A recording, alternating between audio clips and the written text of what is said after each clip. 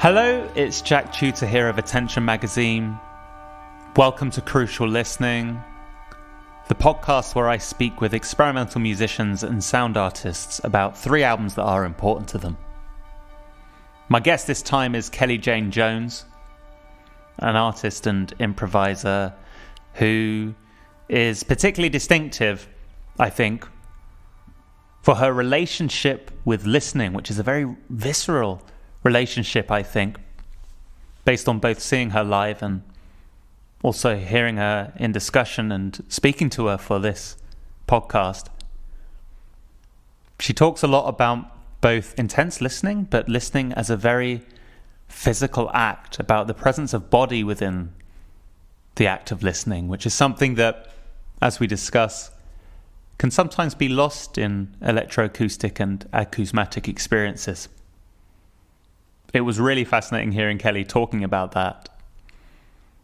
And what's also really fascinating is her collaboration with Martina Roberts that she's doing right now as part of Outlands. As I speak and as this goes out, the duo are conducting a 3-day residency at the Cube in Bristol before heading out on the road to perform in a variety of really interesting places. So there's London, Bexhill, Cambridge, Milton Keynes, Plymouth, Birmingham, Manchester and Bradford. And Kelly will be doing workshops along the way on group improvisation. We talk about that in this podcast. And again, so interesting to hear about Kelly's thoughts on the utility of improvisation, particularly in a group context. So head over to outlands.network for more information on that collaboration, and over to kellyjanejones.org for more on Kelly's upcoming projects and her music. This conversation was really great. I loved Kelly's picks. I should say now that one of her choices is the soundtrack to The Color of Pomegranates, and I listened to the wrong soundtrack. I listened to Nicholas Jar's soundtrack, and Kelly was actually referring to the original soundtrack that came out with the film. And so remarkably, we managed to have this conversation, both having listened to entirely different records and still not realize the fact that we're talking about entirely different works of sound. So bear that in mind when I keep talking about the score by Nicholas Jar and mentioning the name Nicholas. Actually, Kelly's choice is the score by Tigran Mansuryan. Other than that, dive in, enjoy this. And as always, you can find out more information on Kelly's picks and Kelly's music as well over at attentionmagazine.co.uk/crucial listening. Without further babble, here's Jayne Jones on Crucial Listening.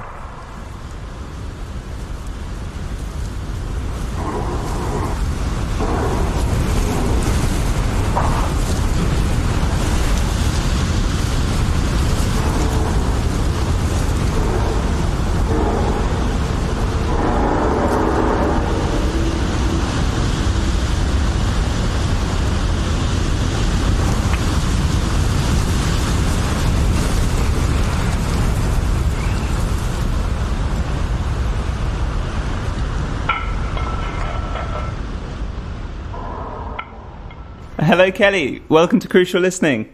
Hi, good to speak to you, Jack. Good to speak to you as well. I want to start by asking about your upcoming collaboration through Outlands with Martina Roberts, which is starting this May, and this seems to be taking you all throughout the UK.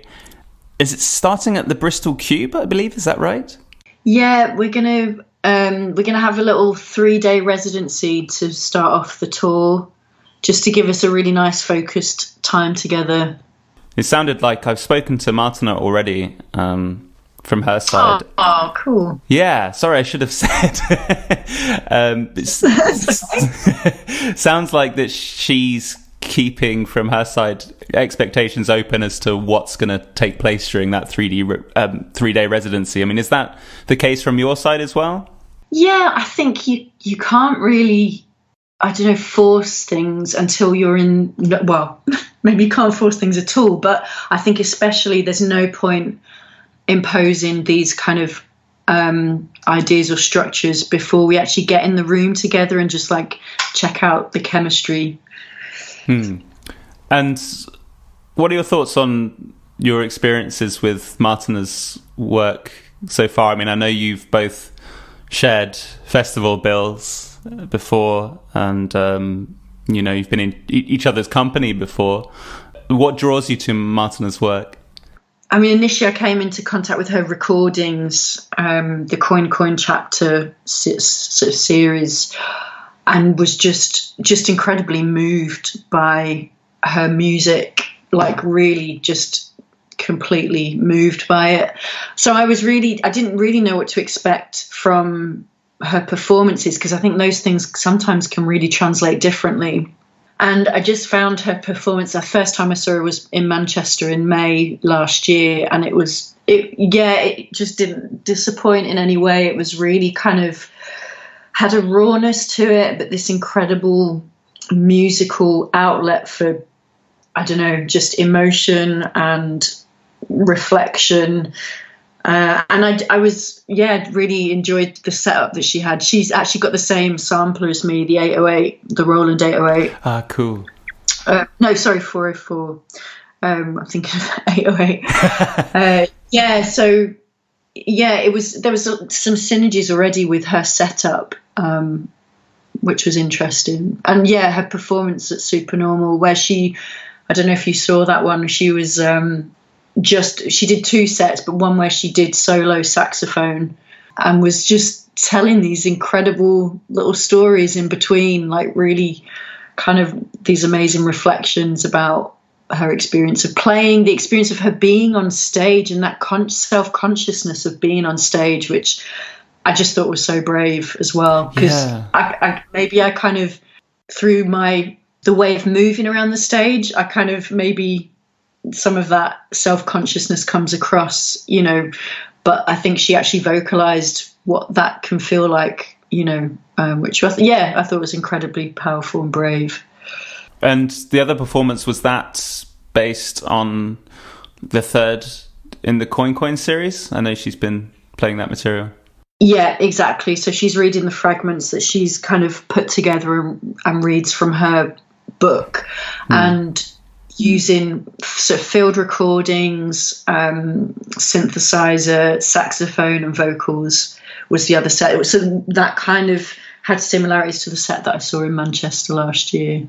And with the collaboration that you've got with Outlands, as part of that, you're doing some workshops yourself, which sound awesome, to be honest. I mean, can you tell me a little bit about the central idea of that? It sounds like there's a bit of context and perhaps also a political tie to the intention behind what you're doing with those workshops. I don't know if you could talk to me a bit about that. Yeah, I think I've kind of been improvising for quite a few years now, like maybe over 10 years, and it just seems to be evolving, I guess, and changing, and these ideas of, it's not just the performance, it's the whole context of what you're bringing to the space, kind of psychologically, the context around the places that you play in, maybe places you have played in, your relationship to other people, improvising, and also just in general. Yeah, there's these themes of just dynamics, and I guess I'm focusing in specifically on power. And I studied philosophy, actually. I didn't study music. I did some lessons as I was growing up, got free school lessons in flute, but essentially these ideas that are coming from a really kind of a philosophical perspective on power, really, and like what that means to enact power, and then trying to extrapolate some ideas about how is it then that improvising context in in a room in a specific group dynamic, how then does that have an impact outside of that room? Is there an impact at all? Actually, I don't know. I can't answer those questions. So that's kind of an ongoing inquiry for me. So the workshops, yeah, we won't be doing all of that in the workshops. I mean, these ideas are going to be in there, but they're still very much to be worked out. But the workshops will be using some of those ideas about dynamics of playing, the interpersonal power dynamics that can kind of come out when you're in a room of players, performers.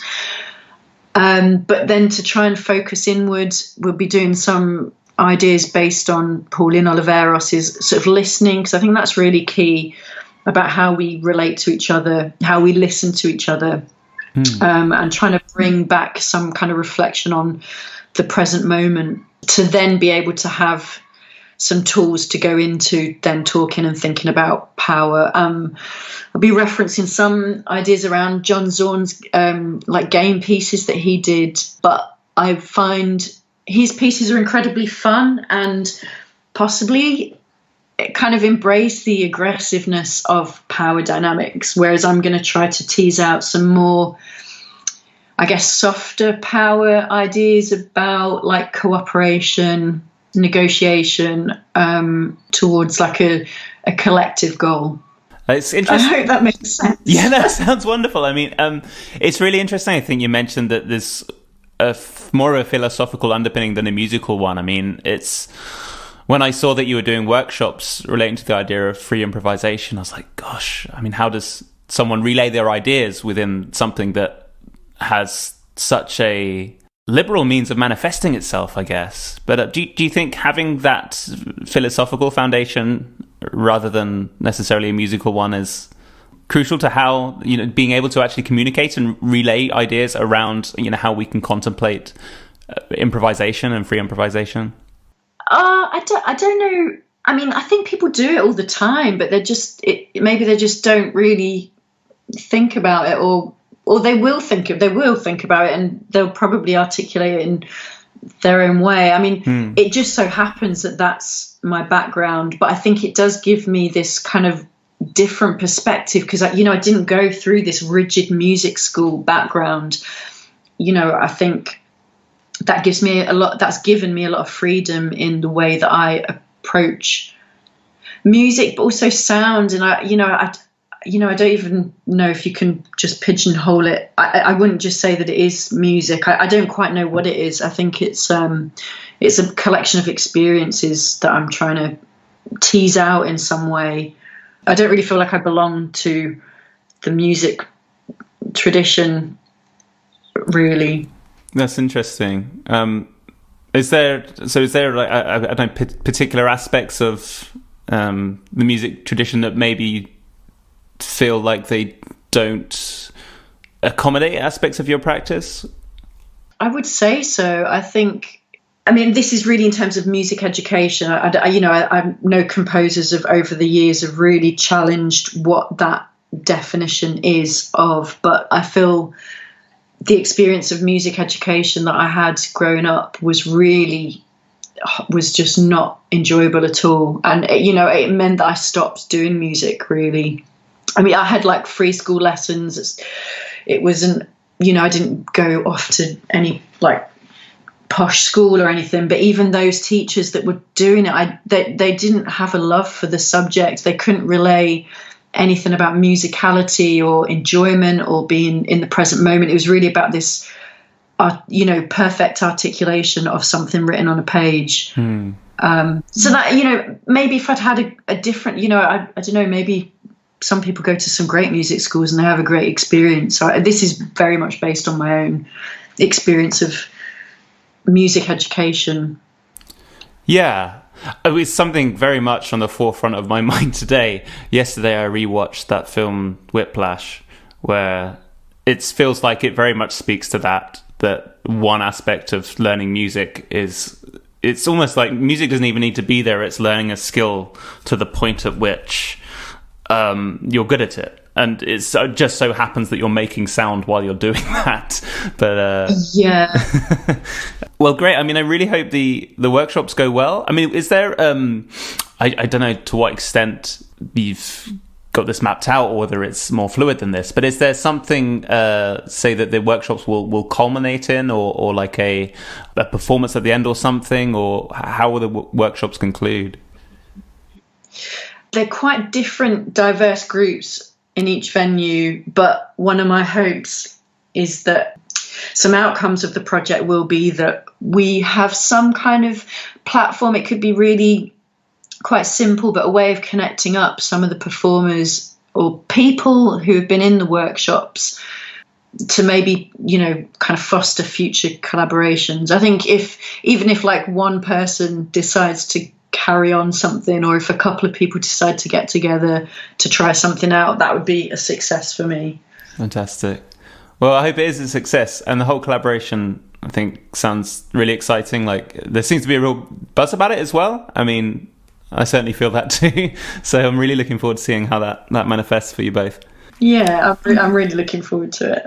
And you've brought 3 albums with you to the table for this crucial listening. I mean, as always, I've asked you to put forward 3 records you deem to be important. One question I like to ask is whether there's any particular means by which you consider the term important when it came to putting this list together. We have people who say that particular records are important because it shaped them in terms of what they do as a musician, or simply change the boundaries through which they think about, what they listen to and what music can do. But I mean, was there any particular means of interpreting importance in order to come up with the list that you have? I think well, the Arc is really quite a recent thing for me, but the other 2, The Colour of Pomegranates and Visage, the Berio piece, they're just pieces that I every time I listen to them, they just move me incredibly, and I just it's even beyond words. Just some of the textures in them, I just find like new little like crevices within the piece that I've not quite sort of focused on before, and they're things that I go back to and listen to quite a lot. I think the most important thing is just the experience of listening to it. Like, I can't really do anything else when I listen to them. Like, they're not things that you just find in the background. It's like I'm just completely mesmerized by it. I mean, Arc is a bit different because I think I'm really interested in his production techniques, and it's a little bit more of an intellectual kind of, I'm thinking about how the hell is he doing that, or how's he doing that. But I think there is definitely similarity, but kind of bringing it forward into, I don't know, maybe the future of kind of electroacoustic music for me. Yeah. I mean, when you say you can't do anything else when you listen to these pieces of music, I wonder, is there a particular place or environment in which you have for like optimal, I don't know, listen to something optimally, or when you're sitting down to like really listen to something, you're like, okay, this is my setup for doing that? Well, it's usually at home, and I put that on. I haven't listened to that for a little while, and then I'll just stop. Like, my intention is to like get on with something else, but often I just can't. Like, I can't move away from the stereo, and like I just get into a bit of a weird trance. It's like that. Yeah. And there are other pieces of music that do that as well, but I often I'm wandering around the room muttering to myself going, that's just fucking incredible, like what the hell is that? Yeah, no, I can relate to that. Well, it's it seems a little bit personal. I don't come across as a complete idiot.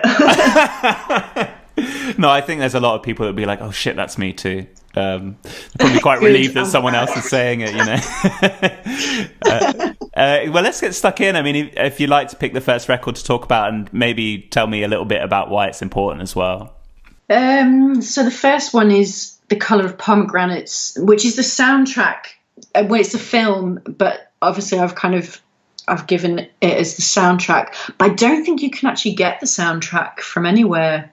I have had to look over the years to try and get it, but I've not managed to. So, I've ripped it off YouTube basically. I think it's a free download. I think put it out just for free. Yeah, it might even be on Ubu Web as well. Right. Yeah, so I've just got like a crappy MP3 version of it, but it's the same when you watching the film itself. They kind of stand alone. I think I can completely listen to the soundtrack on its own, and equally when you watch the film with the visual element, it's another experience. Again, this is one that I've came across probably, I don't know, maybe 8 years ago or so. We were working with the artist Harris Epaminonda, who when I was with the group Part Wild Horses Main on both sides, we worked with her quite a lot on her installations, and we're doing sort of sound installations, themes, soundtrack to her films. And one of her biggest inspirations, she said, for her filmmaking was this film, and I hadn't come across it before. So immediately, got a copy of the DVD and just completely blown away by it. The sounds are just these incredible fragments. It's just really, really kind of fragile and powerful at the same time. So that's my first choice. Yeah. It's strange because I saw some interviews with him where he talks about the fact that, this was an incredibly personal work for him, which I never really think about that in the context of a soundtrack. If something's produced with the intention of being aligned with the work of someone else, for it to be considered a personal work by an artist really jumped out at me. But yes, it sounds really interesting. From what I read from the notes of it, like he had all of this material that was for various different things, and then the movie almost made them make sense, which feels like the reverse for most soundtracks. Yeah. It's absolutely fascinating how he's put it together. It's incredible. So the first time you encountered this soundtrack was in the context of the film itself then, or watching it and hearing the soundtrack at the same time? Yeah, and it was just with repeated, watchings of the film, just how incredible the sound was in its own right, actually. So, I mean, I do watch the film, and I rewatched again some bits of it in the last week leading up to speaking to you. But it's almost like the sound, sometimes it's disconnected from what you see and happening in the film. Sometimes there's this kind of delay in the sound and the action that you'll see being played out, which I found really interesting. And that was actually quite a big inspiration for how we were making these sound pieces for Harris. Yeah, this being kind of surreal connection between what you see and what you hear. Because we're so used to films being joined up, the sound is in complete sync with what you see happening. I mean, it's such a simple thing, but it adds to this kind of dreamlike quality, where you're not quite sure which thing has caused another thing, which thing came first. I mean, it sounds like as well, I was basically researching the film as well, and I see it's a biography, isn't it, of this Armenian singer. Sayat Nova. Yeah, and albeit a very poetic biography in the sense that it sounds like the film really struggled to get a foothold when it came out, because I can't remember where the government was in which this took place, but were like, you're not doing this singer justice with this biography. There's not enough. Yeah. It doesn't make sense. Which is fascinating. Well, I think his idea was to actually, he wasn't so interested in this like chronological narrative of the poet's life, Sayat Nova. It was more this, which I'm fascinated by, is like this kind of way of getting inside the mind of the poet at different points in his life. How would you kind of reveal some elements of this poet's mind in a film? And that's, I think, is actually his project. Yeah, it completely reframed the way that I was looking at what I was looking at when I understood that to be the intention. I mean, I think I'm still my immediate instincts with film, I think, are very conservative. Like I'm looking for means of understanding things in a very linear way, and then it's only the alternative reveals itself rather than being immediately apparent. So with this, I was like, what on earth is going on? But as soon as you realize it's an embodiment of something more than just a narrative and a straight story, it's really opens up. But it feels appropriate that Nicholas's work as well also has this autonomy from purely following the images. That almost feels in tribute to the means by which the film is put together as well. It's not falling in line with how soundtracks are generally perceived to be in terms of their role alongside the film.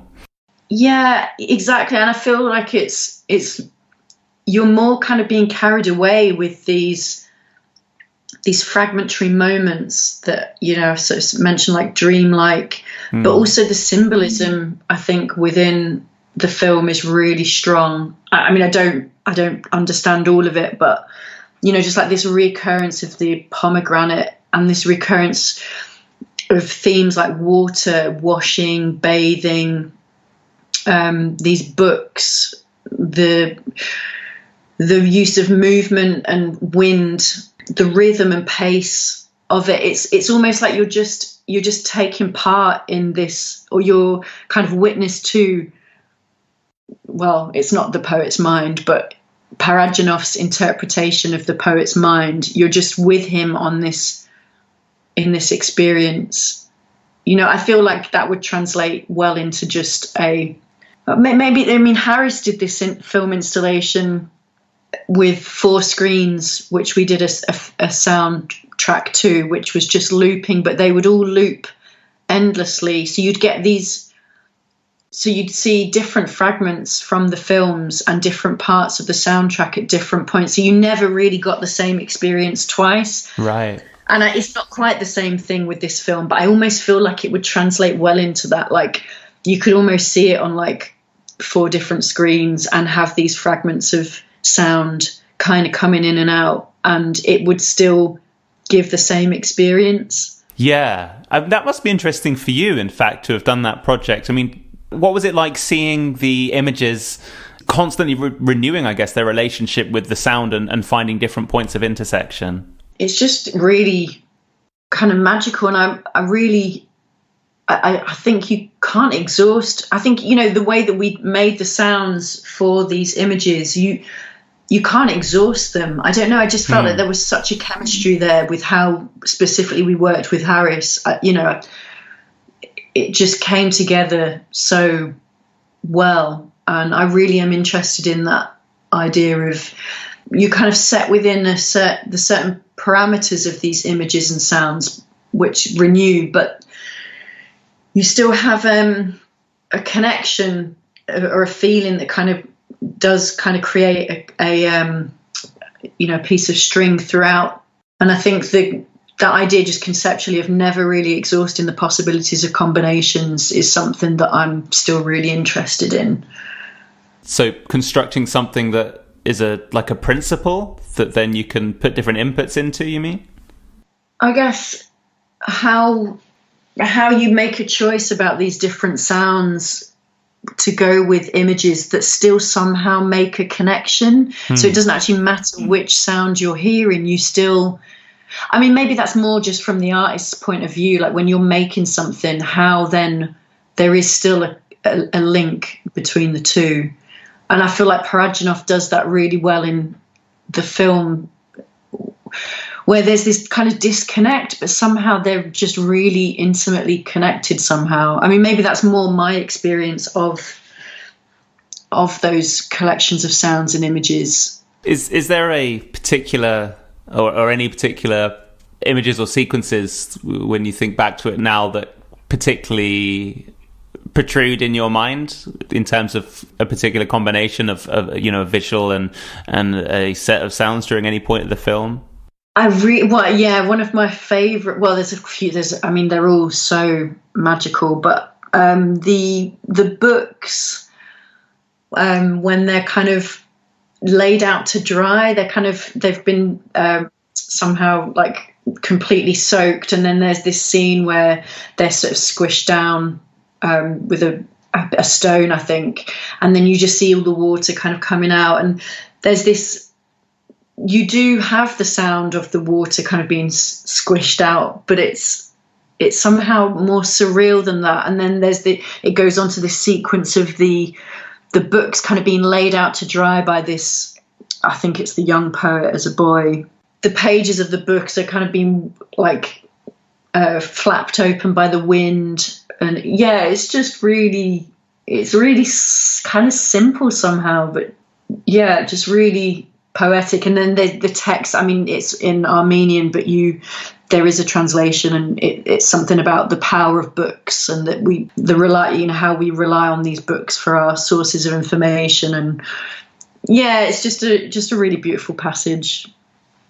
And this recurrence of water kind of comes back through again and again throughout the whole film.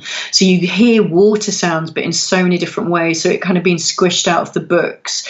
Then you hear the pages of the books sort of drying out, like wetted and then kind of drying. And then the bathing that comes shortly after, the washing, dripping. Yeah, that's something I'm just been really remembering. And because I was making at the time like all these water sounds, like how do you make them sound kind of a bit like how the composer Mansourian has made, like how do you get the water to sound that like incredibly diverse? It's just amazing.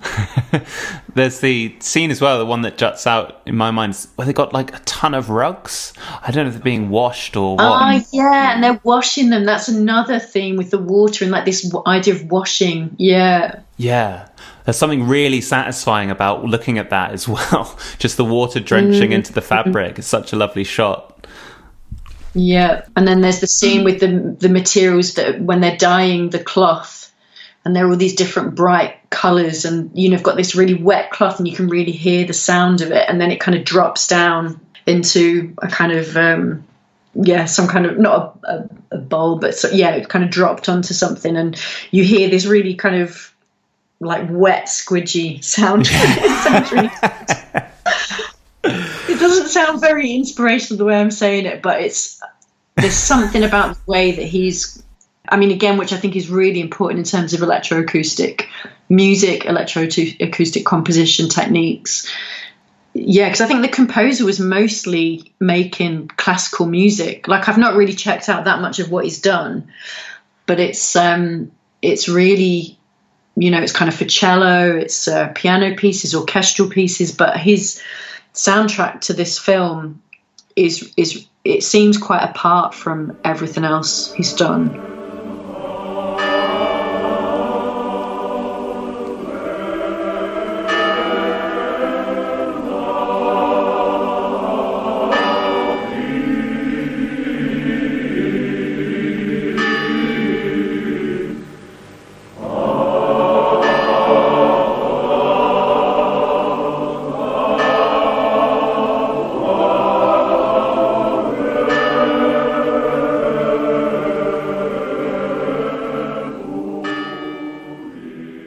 Well, speaking of electroacoustic music, I wonder if that's a good segue into your second album.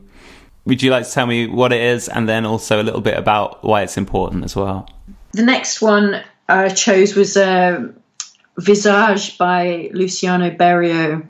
And again, this is a piece that I go back to again and again and again. It just feels like different things come in and out of focus each time I listen to it. I'll hear something that I've not quite captured before, or I'll hear it in a different way.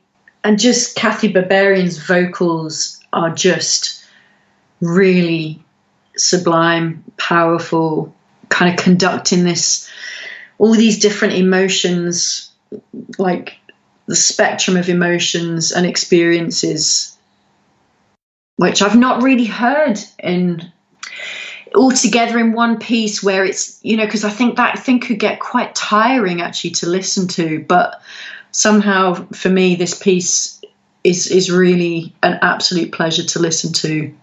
Yeah, her performance is amazing. It sort of prodded some buttons in my, I don't know what it is, human empathy or whatever. But there's sort of elements of, I mean, obviously she's covering such a array of emotions, but often quite a lot of distress. I mean, it sounds like the kind of sounds that emerge when I've heard people having night terrors and interacting with something, you know, quite deep and disturbing. Like a lot of, I was like, oh Christ, you know, and it's quite intense at certain points, I guess is what I'm saying. Yeah, it is. It's incredibly intense. But I think also what kind of comes across is it doesn't even feel like she's acting these things out. It feels like there's an immediacy, there's a rawness and a real honesty to her performance. Do you see what I mean? Because I think sometimes you can get an actor who would, a musician maybe more, you know, more so, or someone who is a vocal performer, you know, kind of enacting these emotions, but in maybe a bit more of a forced way. Yeah. But I think what she does is really something else. And every time I listen to it, it feels like you're absolutely inside her experience.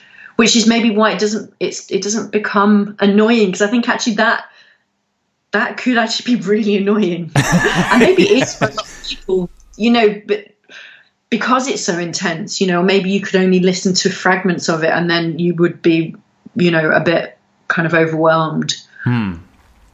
Yeah. But I feel like they really, both of them, Berio and I think, you know, Barbarian, really should be massively applauded for the combination of the two of them working together on this. I think it's really an incredible piece of sound music.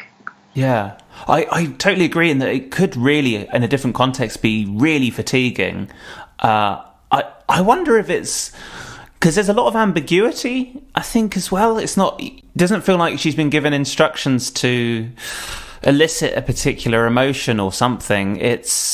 There's a lot of unknowns to what she's conveying and what's coming through, that I guess it could be possible to listen back through. I mean, you mentioned that you're always picking up on new stuff, and I think in listens for me, where I've heard something and initially interpreted it as having some kind of emotional hue, and to hear it again is completely reframed just purely through the variable that is the circumstance of my listening experience. I wonder if that's got anything to do with the longevity of the piece. The way that she's performed it, I guess she's following her own train or trail of experience in the moment. Yeah, I wonder if it's that thing of, I don't know, that she's not even questioning what's being put forth, and therefore there's like I don't know if it's naivety is the right word, but just a sense of something that's maybe not fully formed or fully understood. And I feel that when I listen to it as well, it's just like I don't really know what she's going through or what's being elicited here, you know? Yeah, definitely. I think, it kind of goes back to this idea of this kind of unconscious kind of revealing itself through a performance of some sort. And I think for me, maybe that is indeed like why I'm so attracted to it, is because maybe, her being so present and in the moment, like maybe that was like a usual day for her. Right. This kind of really massive array of emotion, because you can really feel that she's feeling what she's doing. And maybe she doesn't really understand it, and that's why I kind of think it's possibly this revealing of her unconscious, because I don't think many performers could do that, to be quite honest. No. I think it would be incredibly hard. Yeah. And what about Berio's electronics as well? I mean, they felt very... I couldn't... if you heard them in isolation, I wouldn't have been able to say when this piece was done. Those electronics could have come from something released now. Yeah, I agree. Like I'll listen back, and it's not, I'm not quite sure. Yeah, like the sound sources and how exactly he's making those sounds. And I guess it would have been composed where it would have been on tape at the time. I imagine synthesizers and some processing with tapes. Yeah, I agree. I feel like it is almost something that you could hear now and be equally kind of baffled by. But for the time that it was made, I think it's again that's why he was such a pioneer in the work that he was doing. It seemed as well, it was interesting that I think he mentioned that this was designed for the radio rather than for performance, or which puts another spin on it, I guess. And he said, what was it? I've got a note. I think he says that it's the composer's reverential bow to the radio, one of the most widespread media for diffusing pointless words, which almost gives it like a political utility as well. Yeah.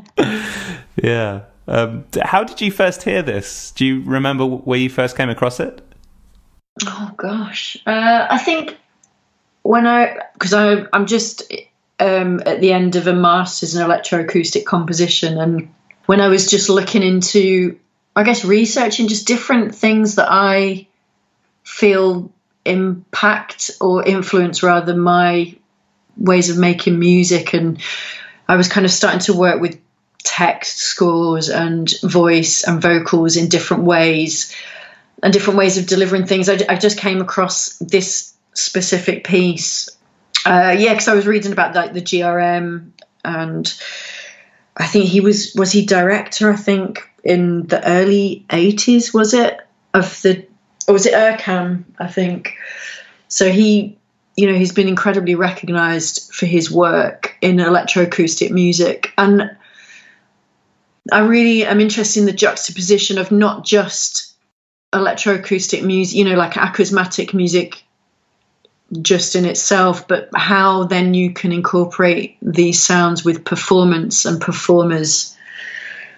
So this just seemed a really kind of apt and powerful thing to start looking at, really, how you can have this kind of visceral emotion with a performer and a tape piece at the same time. Because I've heard quite a lot of stuff, and it's not always my cup of tea. It's not always something that's really kind of spoken to me, but this piece really has stood out. And it's interesting that you say it was for radio, and I can kind of understand that on one level, but it's funny that I could imagine the performance of her being in a space performing it would have been really an incredibly special experience, probably very different each time, I could imagine. I wonder why he would have just thought of it for radio. Yeah, I just tried to dig into that a little bit, because I like you, was like, there feels like something that's so ripe for the performance context here, and I get the impression there was some kind of, I don't know if it's philosophical underpinning as to why radio was the intended form, and whether it was simply to just remark on radio as I don't want to say garbage, but maybe he wasn't the biggest fan of radio. I don't know, but maybe to kind of make some kind of provocation of some sort. Yeah, I do wonder that. And within your masters, I mean, I'm intrigued. Is there any other works like this one that have really come forth as pieces that are causing a lot of reflection for you on your own practice and relationship with electroacoustic performance, or performance generally, I guess? Yeah, I think I'm really a huge fan of Maurizio Cargel, and there's definitely links with Berio. I'm also really a big fan of Bruno Maderna, again, like Italian composer who set up this sort of sound studio in Milan. I can't remember the name. It's sort of Fonologia Musicale. Probably not saying that right, but it was a school set up in Milan for, I guess, probably producing quite a lot of radio works, I'd imagine. But yeah, I feel like these composers are working within it.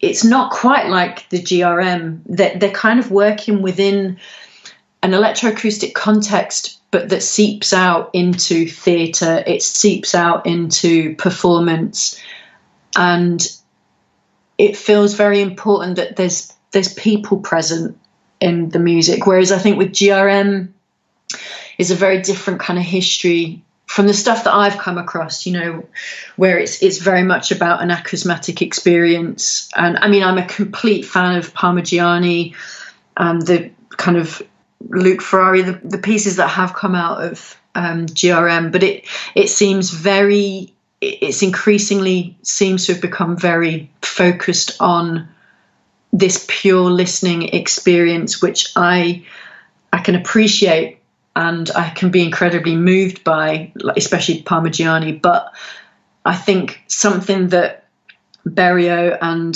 Moderna and Cargill were doing, something more kind of a bit more visceral, where it was really this kind of physical presence of sound, which I'm interested in, because it's kind of leading me into, I think, where I'm kind of heading with what I do. It's not just about making these kind of manipulated sounds from field recordings, instruments, objects. It's about kind of this immersive experience with this juxtaposition of bodies, presence, objects, performers. I don't know, maybe I'm going to make a theatre piece. That's really... I feel like that's kind of where I'm heading. That's what I'd want to do. Wow. I mean, I remember seeing your performance with Part Wild Main, I think it was, where you did it all in the dark with a variety of different speakers and stuff, which is amazing. But there's also something almost that felt from my end quite theatre-like about that. It was entering a constructing environment rather than, you know, seeing a performance per se, which was really stuck with me. I can remember that quite vividly even now. Oh, which one was? Where was it? It was Supernormal Festival, where... Supernormal. Yeah. Yeah. That is exactly what, you know, I kind of went on to do my master's after that, because that was really great with that piece, because you could detect these bodies moving around you. You could detect their presence. It was kind of like a really DIY version of a multi-channel acousmatic piece, where you'd have different sound sources coming from different parts of the space and the room. Some of it would be acoustic, some of it would literally be the sound of someone walking around. And I think that's really stuck with me, and that's a thing that I'm incorporating into what I do still, really, is how can you have this presence and visceral kind of bodily experience enabled by acousmatic, or kind of not necessarily a fixed piece, but a multi-channel immersive experience. I'm wondering whether this has come up in your masters at all, but I'm interested in, you know, it's never really struck me before, but hearing you talk about it, the fact that the GRM, as wonderful as it is, often the human composer dissolves into the process of making the pieces, and there seems something very deliberate about that. I mean, it seems to be, from where I am anyway, you probably can speak with in a more informed way about this, but at the deliberate rejection of some kind of composer ego. But I mean, is there from you know what you've been looking into, is there a reason why human presence is something that falls to the back and almost really falls out of the frame with a lot of this electroacoustic work? It's funny, because quite often whoever is composing the piece, not always, but quite often they're the ones who perform it as well. And there's a great importance placed on the composer. So in some senses, the piece does dissolve from the human aspect of the performer, because it's a darkened room. You're on this desk in the middle of the space, but the composer, you know, the name, the composer, it does still really adhere to this conservative concept of a composer within that kind of Western art music tradition. Yeah, I never thought about that. Yeah, I don't want to say the ego of the composer, but it still really is at the forefront. And I don't feel that the experience that I've had from this kind of music, which is incredibly academic, hasn't managed to question or look at the its context in a critical light at all, which is really, really surprising, actually. Because the department I'm in is actually coupled up with an instrumental department, and they're completely separate. But it feels like the instrumental department they're questioning their presence, they're questioning what it means to perform. But it's almost like it hasn't quite happened in the electroacoustic world. Which is strange, isn't it, for a type of music which I think probably prides itself on questioning at least some avenues of what it's doing and throwing out a lot of presumption and convention. Yet there's this unlit corner where it just is like, it's completely unlit. It really is. And I think it's such a shame. It feels like, the writings of Schaeffer, he was completely, in some ways, really unsure of what he was trying to put forward, this music that was essentially going to obliterate the concept of sound and music. It was incredible, I guess, provocation in some ways of how it is that we look at sound, and how is it that we receive sound, and how is it performed. But it feels almost like that project, in some critical way, is been abandoned along the way somehow. Right. Not in every. This is my specific experience of being in an academic department, and I think there's always composers that have really, really challenged that and used electroacoustic music. But I think they're composers probably more along the lines that I see, like Stockhausen, where it's not strictly just electroacoustic. There's a performer there, and it does incorporate some elements of theatre or movement, dance, but they don't sit strictly within an electroacoustic setting. Yeah. In fact, Martina, when she came on this podcast, I think picked a Stockhausen piece, and the name of it has gone right out of my head, which is great. But it was it starts with applause from the performers, which I think when performed like in the context of, this was an orchestral piece rather than electroacoustic, I guess, but it seemed instantly to generate a dialogue between this idea of we are the performers on stage, but then we're doing something the audience does. So there was awareness of that kind of dynamic, and I guess through that, the presence and the role of the performers and those kind of power relationships as well, which is really interesting, actually really funny as well. Like there's something very amusing about hearing like a group of performers like clapping themselves before they've done anything. But that's what I mean. There's this real awareness of context and a consciousness that I don't think you have in acousmatic music as much, just because of maybe the structure of it.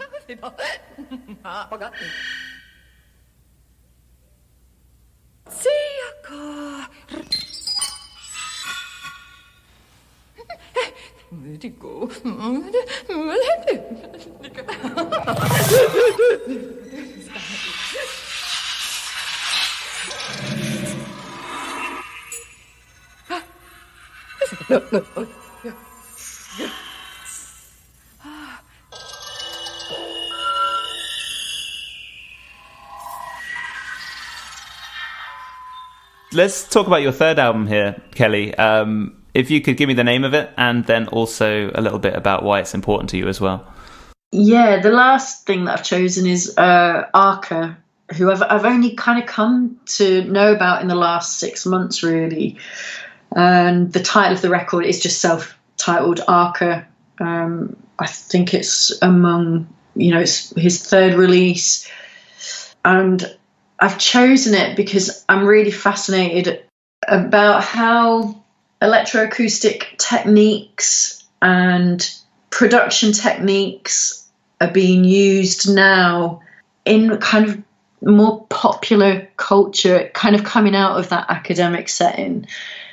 And I was just really mesmerized by how he was making the sounds. And it also harks back for me because I grew up on like R&B and grime and garage, listening to pirate radio. I was going to kind of these gigs in really low key underground gigs of MCs and turntablists in small places in London. And for me, it felt there's a connection between these kind of electronic musics that I was listening to when I was growing up, and now it feels like somewhere I'm coming back to some other iteration of it. Like there's a really strong focus on rhythms and pulses, and it's something that I guess I haven't been so interested in over the years. I've been looking into other, I guess, more established pioneers of music history, in electroacoustic or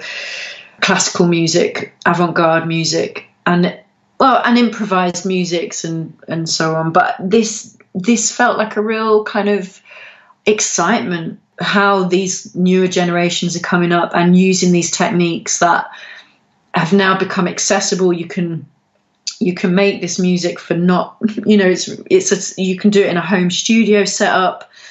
And I feel like he's genuinely using some of these, kind of granular synthesis, all these kind of things that would have been the reserve of a very specific kind of music, and he's taken it into a new, exciting, place, I think. It's quite strange, I think, to hear those techniques in sort of a context of songs, when I guess, like yourself, my background for being familiar with these kind of techniques and this form of sound sculpting is generally in the form of abstraction. Like, it's very centered on those techniques rather than being a conduit for melody. It's really awesome to hear it used as fuel for actually something that has some conventional adherence to pop, I guess. Yeah, absolutely. It feels like his mastery and subtlety and like control over the elements that he's using, because a lot of his sound sources are acoustic, and he'll then further manipulate them to such a degree that the sound sources are completely unrecognizable. And I think it is rare that you would hear these in a more kind of song-based setting, and I think he does it with such skill that, I mean, there are other artists, he's obviously working with people like FKA Twigs and Kalila.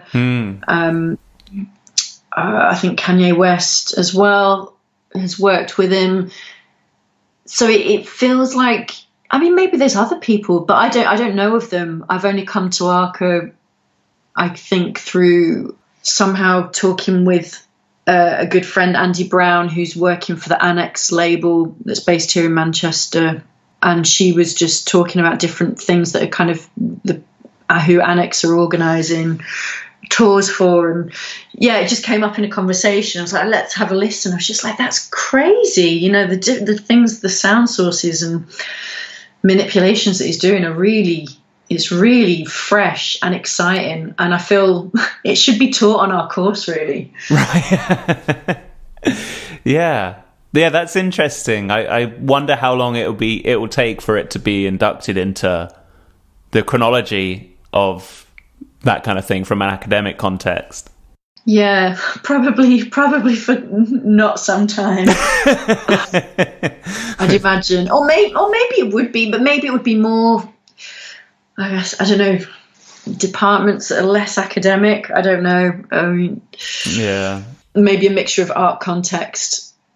I don't know, because sound does seem to be something that's coming in now into a bit more of art education. I've got friends who are who come from an art background, but then they'll be doing sound pieces, and that they're coming to granular synthesis and comb filters and all these other kinds of things that would have been the reserve maybe for more of an electroacoustic setting, and now it's these sound manipulations that are becoming more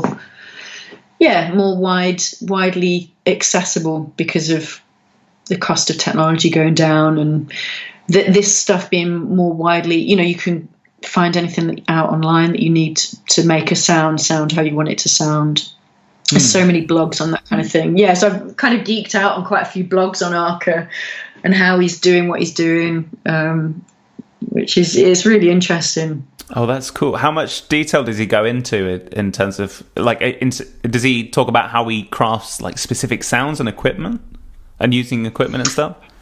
It's a kind of a home studio setup that he's got, and he uses Ableton. You know, he's got an Instagram account where he'll post images of his, like, you know, session opening Ableton, and I think he doesn't give away everything in the interviews that I've read. He can be a bit sort of guarded about some things, but there's certain techniques that he will go into some detail about, like how you order different VSTs in Ableton can have a huge impact and difference, which, you know, is something that producers have been using all the time. But I think it's something that he molds in a way that is a lot more in line with, like, making electroacoustic music. What about how his voice sits on this record? I mean, as I understand, this is the only record I've really heard of his solo, but I think that the vocals play a more prominent role here than they have done on previous albums. What do you make of the voice and the place that holds on the record? Yeah, this record is actually sung in his mother tongue as well. He grew up, you know, in Venezuela. He's singing in Spanish, which I think he says is really to convey this emotion. And maybe, you know, that's the kind of theme between all of the three picks that I've had, actually, is this kind of quite raw emotional content. And I think, I mean, I do really admire and love his other EPs and releases. This feels really different. I think there's a real beauty to it, and kind of it feels like he's really trying to communicate something. I mean, I speak a bit of Spanish. I can understand some of the words, but again, it's like the other pieces that I've chosen. I think it doesn't necessarily matter if you can understand the language. I think there's so much information and content that comes through just through articulation, the cadences, there's so much other information, emotional information in the piece, in these pieces, not just through the communication of words.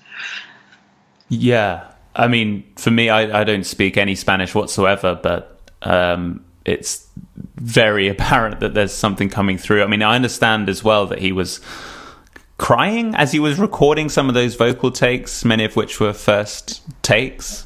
So the fact that there's some of those non-lyrical elements as well pressing against the outline of his voice, I think is really interesting. And again, within the context of like electroacoustic composition, I mean, I guess that's the ultimate reconciliation of human presence and electroacoustics. If someone is crying over granular synthesis, then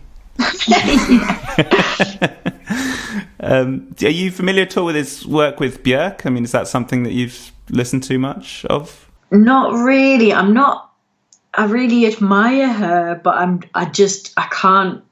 don't really enjoy her sounds, really. Yeah, fair enough. So it's not something I've listened to massively, although obviously, like, getting into his stuff, he's done a lot of work with her, and I think he mostly pretty much co-produced and wrote some elements of her most recent record.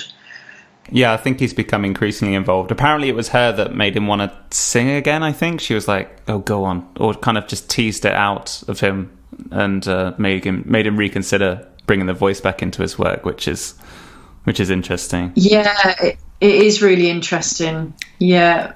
It feels like there's almost a convergence between... I've been listening to that Björk album a fair bit, but like almost a sense of convergence between their two most recent records. Like they're both allowing the presence of one another to bleed into their own personal output as well. Yeah, I've listened to it. It's just her aesthetic. I just really struggle with it. Yeah, fair enough. maybe in my later years I might kind of, find something that I really enjoy in it. But So it was actually, I was really surprised about their pairing, and I've been quite surprised how closely they've worked. But you can't predict that chemistry between two people working together. I can see, he's worked with FK Twigs and Kalila, and I absolutely love their stuff. So, and I think that process is quite often a reciprocal one when you're working with someone in such a different way. It's great that she's managed to convince him to start singing again. Yeah. How good is that Kalala album as well? Take Me Apart, I think it is. Most recent one, Take Me Apart. Yeah, it's absolutely amazing. Yeah. I got to see her perform in Manchester as well recently. It's absolutely wonderful. Oh, was it good? It's like, yeah, it was great. It's like surreal because, again, I'm coming to all this. Like, I've not been, I've been to like, shows where, maybe 100 people. I've not been to these huge shows for a while, and it was like mass karaoke. Like everyone knew, me included, I knew every single word. Everyone was dancing. It was, it felt incredible. Wow. Yeah, it is a completely different beast, isn't it? I've had the same as you, where it was something that I think as more of a teenager that I went to more of these large scale gigs, and now it's much smaller rooms and it's a lot of sitting and listening. You can't, and that's what I'm genuinely excited about, where these kind of these more independent electronic artists are going. They've kind of been fostered by the labels like XL, and I find that it's kind of really reassuring, and it feels like a great outlet for some of these upcoming, more experimental electronic artists.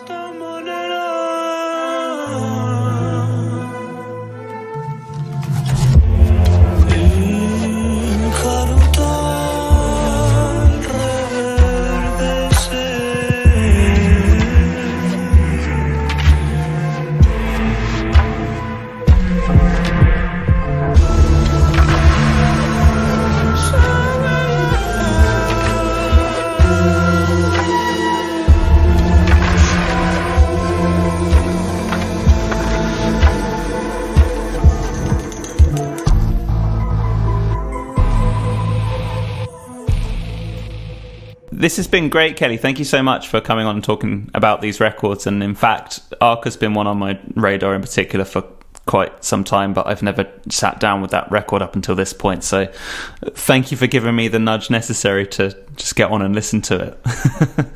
Oh, that's great. It's been great to chat to you.